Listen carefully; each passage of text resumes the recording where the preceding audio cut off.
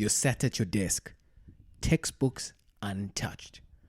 The silence of your room feels heavier than any classroom. You scroll TikTok mindlessly, hoping for a spark, but as moments pass, motivation never arrives. Moments turn into days, and days turn into weeks. You wonder, how do you find the drive when your passion feels out of reach? Today, we are joined once again by incoming CTA student and BCom Accounting graduand, Brandon Vienings, and we chat about the missing ingredient from your studies when motivation lapses and passion fades away: curiosity, and how you can cultivate it in your studies. We also chat about his past life as a chorist, the power of play in practice for your personal growth, his 4 pillars of life framework, the importance of personal experimentation, why you should document your life, and more. I hope that you enjoy. My travelers on the road to CASA. You know what's missing right now? Do you know what's missing right now? Mariah Carey singing in the background. Whoever knows Mariah Carey, please message me on LinkedIn, because that would be the perfect addition, the perfect close to such an incredible year. Guys, thank you for this amazing time so far. It's been an absolutely incredible beginning. Such a nice festive season as well. It's just such a privilege to now celebrate a year that has actually warranted a well-deserved rest. So, Merry Christmas. I hope you are having a lovely, lovely Christmas week. And I hope that you enjoyed the episode. And if you've not already, please listen to episode 1, part 1 of this. Enjoy part 2. Dude, you were / maybe are. You were in the choir. You even head of your high school choir. Yes, and head of Highveld Youth Choir. And head of the Highveld Youth Choir. Where did that start, and like, where has it led you today? Yeah, so, I mean, it started kind of in primary school, only like grade 4-ish. I couldn't apparently sing grade 1 to 3, but from from there on out, apparently I could sing. So I don't know how that works. But anyway, I started singing in primary school, and then high school, walked in. My brother was already singing. He was also doing solos and whatnot. And is your brother's a lawyer, right? Yeah, he's studying law. He's finishing now this year. Oh, okay. And he was also like top guy, rappy, everything, singing, whatnot. And then I also came in. Then the teacher just said, "Okay, try this." And I sang, and he was like, "Cool, let's do this." And then I just started as an alto because my voice didn't break. Yeah. And then then end of grade 10, my voice still wasn't broken at that stage. It was just crazy because everyone else is like, and I'm like, oh, flip. It's just not how it works. And then the teacher just said, let's do this. Let's kind of force your voice to break. So we tried a method that just kind of made it break. And that's just how it happened. Interesting. Yeah, no, he just kind of threw me in the tenor group. And he said, let's kind of force you to sing those low notes so that your voice just cracks down to it. And then, yeah. So for those who don't know, basically, in a choir, you have, I'm just going to break it out into 4 groups. Oh, yes, yeah. You have the girls, right? There's two main subsets. There's the girls and there's the boys. Yeah. In the girls, there's 2 groups. It's the altos and the sopranos. Yeah. So the altos are the low girls. Yeah. The sopranos are the high girls. And in the guys, there's also 2 groups. There's the tenors and there's the basses. And basically, Brandon was on the girls' side. Literally, when he was in school, he was on the girls' side, and I know that because I think back in primary, even me, I was an alto. Yeah, I was also an alto. So, yeah. I myself also was in the choir. Oh yeah, I was deputy head at my choir in school. And dude, it's just like, it's such a dimension, music. Oh, it's definitely. I mean, for me, like, music is the closest thing to God you can find on earth. You know, that's one thing I realized. I don't know, like you can be sad and you'll find a song for it. You'll be happy and you'll find a song for it. You'll be whatever feeling and you'll find a song for it. And once that song really connects with you, it's a different story. And I found also with singing in the choir, just singing passionately, it's just a different thing. You're just almost a different human being during that period. And you don't realize it until after you sang your part, and then you're like, flip, what the hell just happened now almost, you know? That was just kind of my experience. And then, I went up high school and then eventually sang a few solos myself, and then became head boy of the choir in high school and choir in the Eiffel Youth Choir. So, That's beautiful, man. Like, music is where God is. What I feel about that is music goes straight for the heart. It's insane how music it defies logic. It just goes boom, straight to the feeling. Straight, like a song can make you go crazy. A song can put you to sleep. A song can give you peace. It can give you happiness and give you sadness. Yeah. And it's visceral. And it's like, it's not formulaic. But there is, the nice thing about music is that there is a science to it. Oh, definitely. That's the crazy And the interesting thing that I've heard is anyone can sing. Anyone and everyone can sing. It's just practice. You know, some people are just naturally gifted and being able to sing from the word go almost. They don't need as much practice, but that's true for anything in life. Some people are instantly good at math. They'll snap it and they don't need 2 seconds on it. They'll understand the topic. But other people might need 5 practice questions before they get it.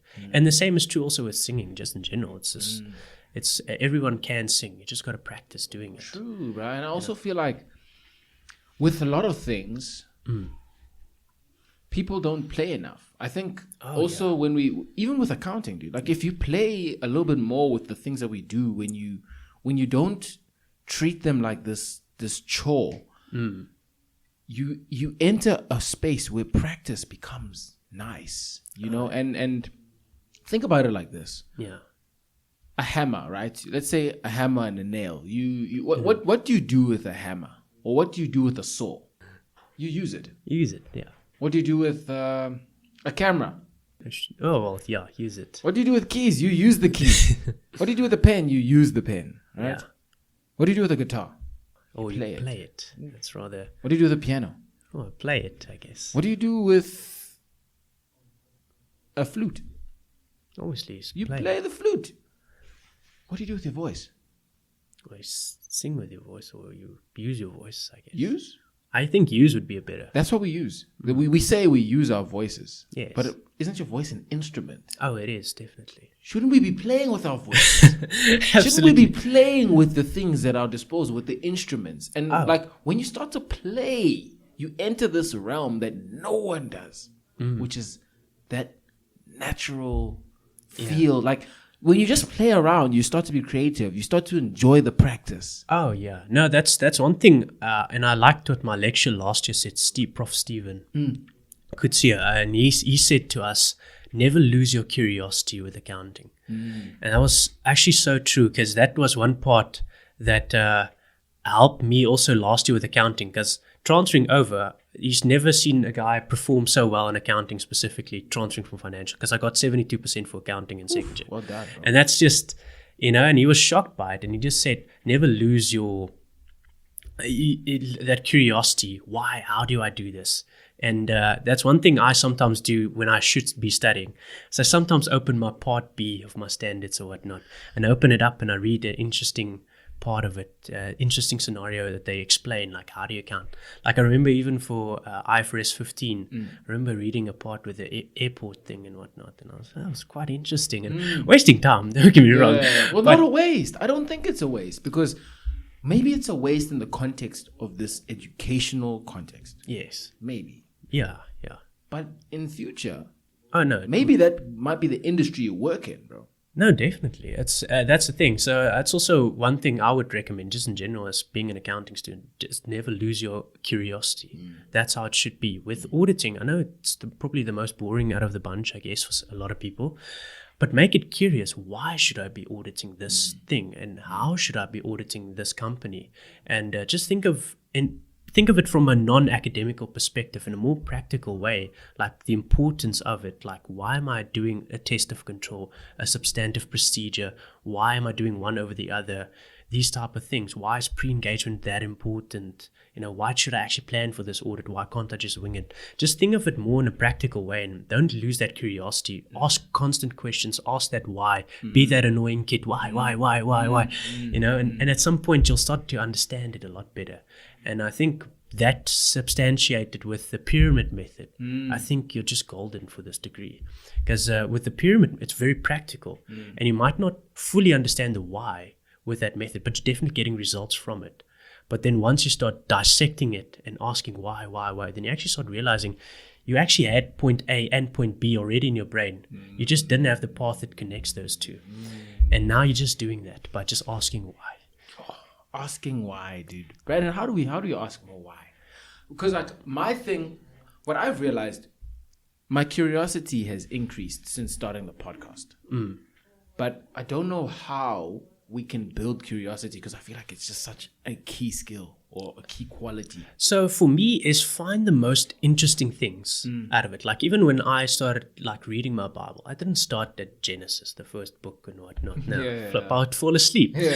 I started reading the most interesting parts of the Bible. Oh, there's certain verses missing. Why? Oh, there's certain things that are rephrased in this way. Why? Certain names are actually non-existent in the old Hebrew Bible, but they just translated it as a different name because they couldn't think of another name. Why? And more curiosity in that way. So even if you take that into the accounting degree with, let's say, inventories, for example, you're not allowed to write do a NRV reversal above its cost. Why do we want to, why does things, and you take the interesting concepts, like, the biggest thing that also keeps my brain up at night is, let's say you wanted to change an estimate and there was an impairment at the same year.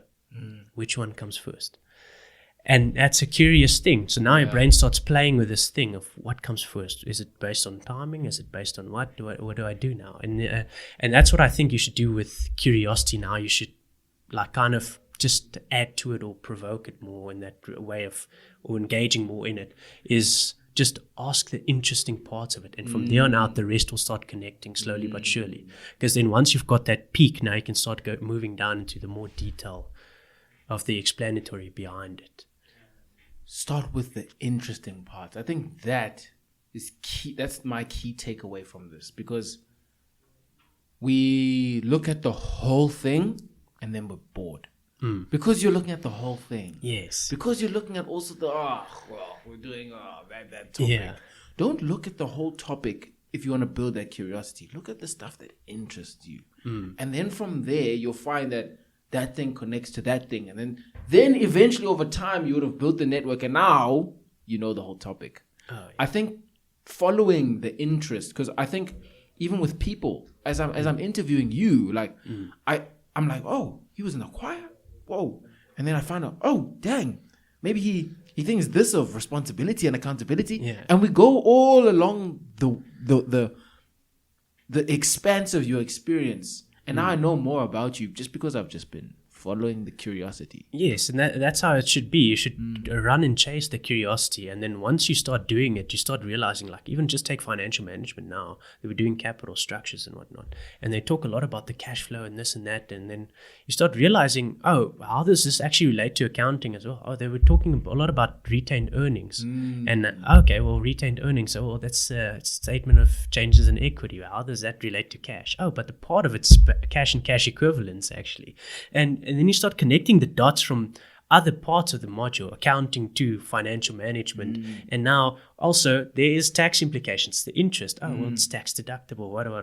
Okay, cool. Now that's accounting, financial management, and tax connected right there, because you just started at a point of, this is why it needs to be there. I like this part of this topic. Whatever it is, you just start at a point and just work from there on out, and then you start connecting the dots, I guess. Oh, connecting the dots, man. Connecting the dots. I've realized connecting the dots is creativity.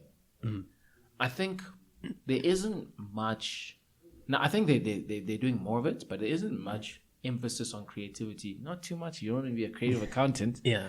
But in the course, I'm starting to realize the value of connecting the dots, of being creative in your thinking. Like I think of financial management, how in a strategy question, you will never see two answer sheets having even a 50% similarity. No, not at all. I doubt you even find the same point at all. So it's just because that's also one thing that everyone's got different strengths in. And some people are good with financial management willy-nilly. You don't have to have structure with it. You just got to describe the topic and get to the point.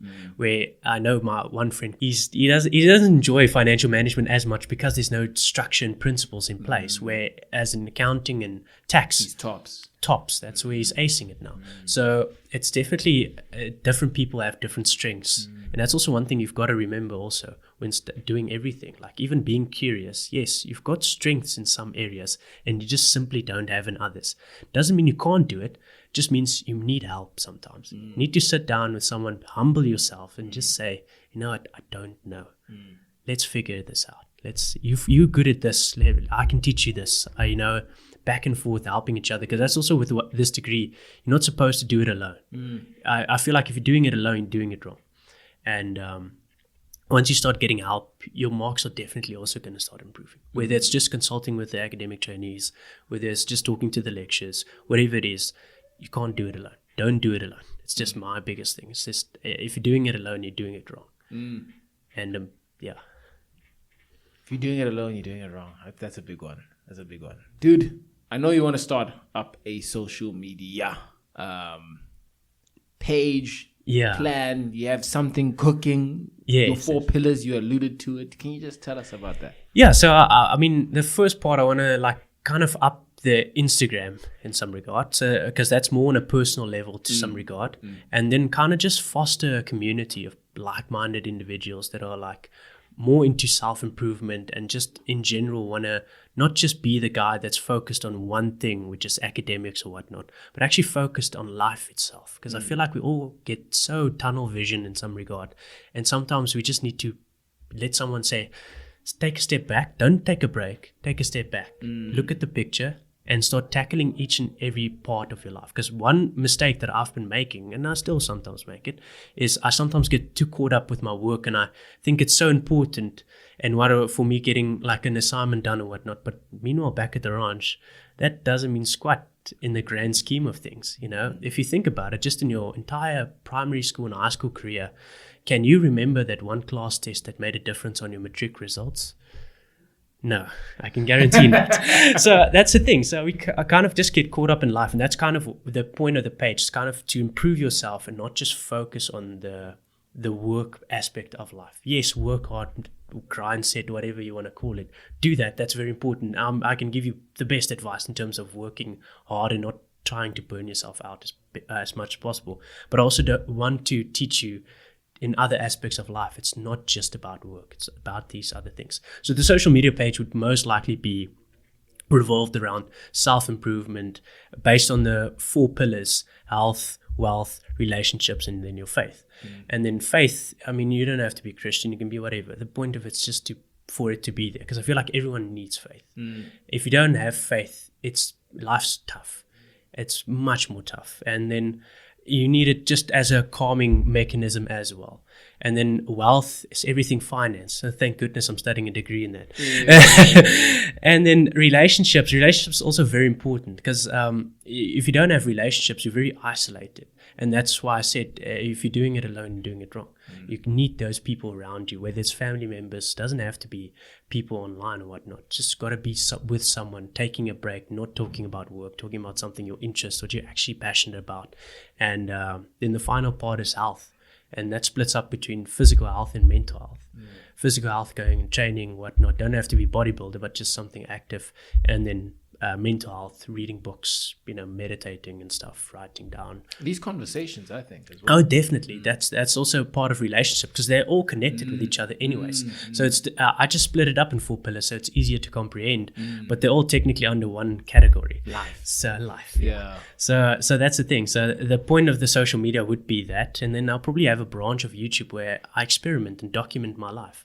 So then I try supplements for like a week or so, see how it works, see how I feel in these supplements, and then try new things. I tried the most, scientific morning routine that is proven to give you the best result. Let's see is it actually worth it to do these things and actually test these things. Because one thing in life that I realized, and auditing kind of substantiated it, is you can't trust someone's word. You can only trust their actions. Like as much as I want to trust someone saying X, Y, and Z, cool, they might be telling the truth, and I won't ever hold it against them if they are. But most likely they won't tell you the whole truth. There'll be missing parts. Like even just taking like the Bible, for example, reading the book of Daniel. Everybody knows Daniel in the lion's den, and that's it. But meanwhile, that's only the first 2 chapters of Daniel. The rest of the book is him being like a prophet and kind of just speaking to the nation and whatnot. So it's quite an interesting thing of people will tell you the truth. Yes, they've got the story correct, but that's only like the first part of the story. There's an entire different second half of that story. And I feel like you need those things of testing, and that's the point of the YouTube, is to test these things, test these theories. What do you say? Oh, you need 8 hours of sleep. Do you actually need 8 hours of sleep? Or can you get away with 7? Is 7 fine? These types of things. When taking supplements, do I need all these protein shakes and creatine and whatnot? Do I actually need it? I don't know. Let's just try and find out. Reading books. Oh, everybody says read a lot, it helps you. Do I actually need to read a lot? Do I actually just need to read the stuff that it's necessary? What is essential? And just also reviewing stuff, like in terms of books, what books I've found, what podcasts I've listened to that actually have been helping me, and different principles that I can apply and try in my life. And that would be the YouTube part of it, would be more to experiment with life and just document things. Like I feel like we're living in a world where there's so many cameras, yet we're not taking enough photos. I mean, just think about it. You've probably got a best friend. How many photos you've got with that best friend? Sure. Probably like 2 max. I mean, maybe even if. Yeah, and that's the thing. And I feel like we're not documenting life enough. We always feel like our stories aren't good enough. And I say, screw it. Document your life. Your life is not it doesn't have to be this flippin'. It's not supposed to be perfect. Perfect thing that, I came from nothing and now I'm so. It doesn't have to be this inspirational story every time. Sometimes people just want to listen to someone's life. Just listen to their part. And that's one thing I would probably miss out on in this life. And I wish I could just listen to everyone's story. What's your story? It doesn't have to be flipping this amazing thing where you'll find the cure for cancer or whatnot. But just tell me your story. It's so nice hearing other people's perspectives and how they see life. And I feel like we're also missing that part now. It's just hearing other people's thoughts and opinions and not just giving the politically correct type of opinion the entire time. And that's also why ethics, I think, is a big role in societies. Not everyone is raised the same and everybody's morals are different. Even in the course, eh? Oh, definitely. That's specifically that I'm also alluding to. Like some people will view at things and be like, but I don't see an issue with this. Yeah. And other people will be like, oh, no, it's the biggest red flag thing in the entire world. We've got to take them now, whatever. Yeah. And it's not just always in terms of like doing something wrong and whatnot. It's just doing things in general. Like some people would do it this way and others would be like, well, hold up, I wouldn't do it like this. And so, it's just perspective. The huge thing from that YouTube channel, I think, like, is my big takeaway was, especially today in this information age where everything is there. We've got access to studies. We've got access to scientific research. Science isn't the whole truth. Oh, yeah. It's not the whole truth. And, to be careful, I'm not saying like, the general rule doesn't apply to you because it's most likely to apply to you, but you need to test it. Yes. You need to test it in your life. Just because oranges are great for whatever, I don't know, your hair, doesn't mean you must go and eat oranges and it will absolutely 100% work. Yes, and I mean, it's also true with this degree. I mean, the pyramid method works for me, but it might not work for everyone. And that's the point of it, is to go and test these things. And the point of the YouTube channel would just be to document these things, just to document my results, what I found work for me. And maybe the results didn't work for me, but something else worked for me. And maybe you can try that alternative for yourself. And that's more the point of it, is to inspire that thing of, okay, waking up every day at 4 a.m. Does that improve your life? Does it increase productivity? Yada, yada, yada. Just taking a cold plunge or whatnot.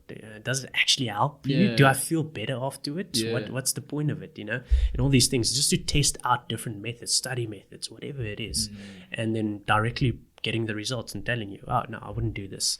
And just knowing my strengths then also, because then I know exactly where I'm at in certain things, where I'm not at in certain things. And that's quite a nice way of defining yourself also. It's just saying, well, I've got a limit here. I don't like doing this up until a point. And then, It's not like, this is not from a scientific perspective, but yes, respect the anecdote, I think. Yes. I think respect the anecdote. The anecdote actually has power. And even on what you were saying about perspective, even if it's one perspective, that perspective can completely change your worldview. Oh, definitely. Because that's what anecdotes have the potential to do. They have a potential to just show you, okay, maybe this is not the entire truth. Yes. No, I think the biggest eye-opener for me was David Goggins, his thing where this guy just stay hard. He just runs it. And then I think the biggest part for me was like hearing the story where he had to run, I think, 100 miles. And then he got to mile 83, both of his feet broken. Oh my goodness. Shin splints, everything's just absolutely screwed. And he just decided to tape it up. That's what he did. He just put a plank and he taped it up and he ran the last 17 miles and he just finished it. And that's just that thing of dedication and sticking to it. And that's also one thing we've got to also realize, is just sometimes the method might not work, the how you don't get. Sometimes you just got to sit on your ass and do it. It's just sitting and working as hard as possible. Read that IFRS over and over and over until eventually you get that bloody paragraph and you understand, well, flip, this is what it's referring to. And that's one thing with accounting. Sometimes you got to just brute force it. If you're not good, if you're not good at auditing, brute force auditing in some regard. Don't be stupid. Don't burn yourself out now and saying, "Oh, I'm just going to study auditing and neglect the rest." But rather focus on those weak areas. Say, "Okay, well now I'm going to sit with this bloody auditing and I'm going to practice and I'm going to go and consult and I'm going to go prepare and I'm going to do everything in my power with this module."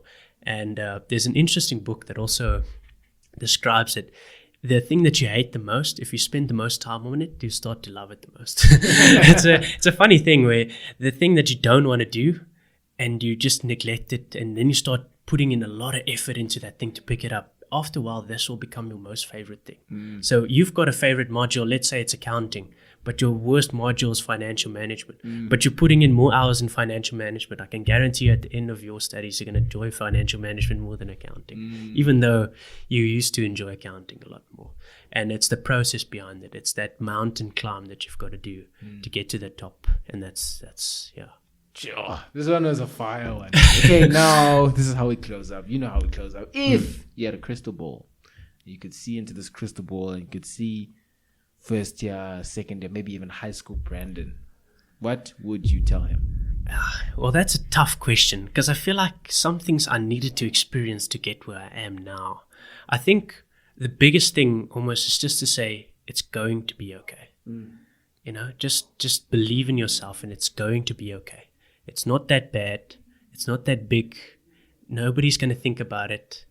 Just go on. You know, that's the biggest advice I would give. It's just in general, because it doesn't help I try and specify a part of my life. Because in general, we all get the thing where someone tells you something or someone does something, and then all of a sudden, you fail a test, and the world feels like it's crashing down on you. Yeah, it's not that bad. You'll go on. You'll survive. You'll thrive. It shall pass. You will get through it. Yes. It's not that big. There was this, just in closing, there was this interesting idea from this guy, Alex Omozi. Oh, yeah? Yeah. It was crazy. This guy's a philosopher. Oh, definitely, yeah. He's a business dude as well. He said, he's of this belief that old people aren't more patient. Like there's this view that like old people, they can stick it out for longer. But his view is that no, old people aren't actually more patient. It's just that they've had more experience of life. So in proportion to the experience of life that they've had to what a 20-year-old has had, Yeah. their 3 seconds is 3 years. Your 3 seconds, it's like, oh, my life. And so you feel like that failure was like, oh, my life is over. And no, in fact, if you just look, step back, even step forward to the you in 20 years. Think back. You in 20 years. Does he really think that this is the end of the world? Would I even remember what you were going through right now? Would he even remember that you failed this test? Yeah. I mean, that's the thing. That's why I mentioned that part where do you even remember a test in high school that affected you so badly? You know, like I don't remember anything. And I definitely failed at 1 or 2 tests. It's not even like, so, yeah. Yeah, man. So it will pass. It's all right. Guys, if you have not already, please follow this and share this with other aspiring CAs. I think this was uber value, Brandon, dude. Like this was perspective. This was just insights and just so many nuggets of wisdom and stories. I appreciate this, getting to know you better, you sharing your story, man. And I love that this was part 1 of many to come. Hopefully, yeah, definitely. Thank you so much, Ilunga. I really enjoyed it. And guys, please listen to the podcast. It's really the best of the best stuff. I don't really listen to too many podcasts, but this is my highlight of my week every time. So please. Thank you so much, brother. I hope, guys, that it does not end, but that it begins in CASA, brother. Thank you.